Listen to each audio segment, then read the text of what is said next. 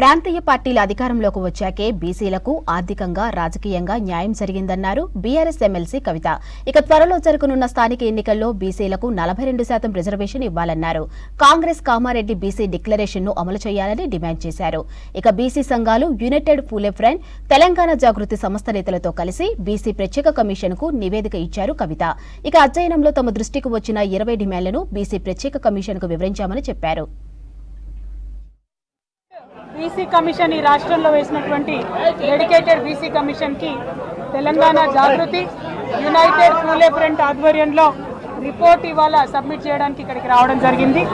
అయినప్పటికీ బీసీ వర్గాలందరిలో మాకు జరగాల్సినంత న్యాయం జరగలేదు అనేటటువంటి ఒక ఆవేదన ఉన్నటువంటి మాట వాస్తవం. ఎప్పుడైతే ప్రాంతీయ పార్టీలు అధికారంలోకి వచ్చినాయో, తమిళనాడులో డిఎంకే ఏడీఎంకే ఆధ్వర్యంలో కావచ్చు, ఆంధ్రప్రదేశ్లో ఎన్టీ రామారావు గారు, తర్వాత చంద్రబాబు నాయుడు గారు, తెలంగాణ రాష్ట్రం ఏర్పడిన తర్వాత గౌరవ ముఖ్యమంత్రి గారు కేసీఆర్ గారు, వారి ఆధ్వర్యంలో బీసీలకు న్యాయం జరిగిందనేటటువంటి విషయాన్ని మనందరం కూడా గమనించి గుర్తుంచుకోవాలి.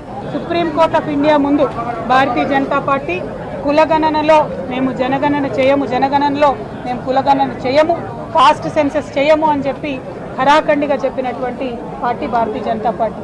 భారతీయ జనతా పార్టీ డిఎన్ఏలనే బీసీలకు, ఎస్సీలకు, ఎస్టీలకు ఒక వ్యతిరేకత నింపుకొని ఉండేటటువంటి పార్టీ ఆ పార్టీ. కాబట్టి వాళ్ళంతా ఓపెన్గా స్పష్టంగా మేము కులగణనకు వ్యతిరేకమని చెప్పడం జరిగింది.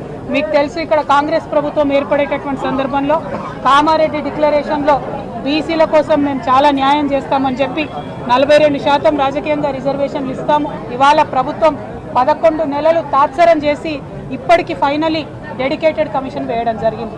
మేము ఈ ప్రభుత్వాన్ని ప్రశ్నిస్తూ ఉన్నాం. మీరు అధికారంలోకి వచ్చే కన్నా ముందే మీరు చెప్పినటువంటి 2 సుప్రీంకోర్టు తీర్పులు వచ్చి ఉన్నాయి. ఆ 2 సుప్రీంకోర్టు తీర్పులలో కూడా డెడికేటెడ్ కమిషన్ వేస్తేనే బీసీ కులగణన సాధ్యమవుతుందని చెప్పి ఉన్నారు. అయినప్పటికీ 11 నెలలు మేమందరం ఉద్యమం చేసేదాకా మీరు డెడికేటెడ్ కమిషన్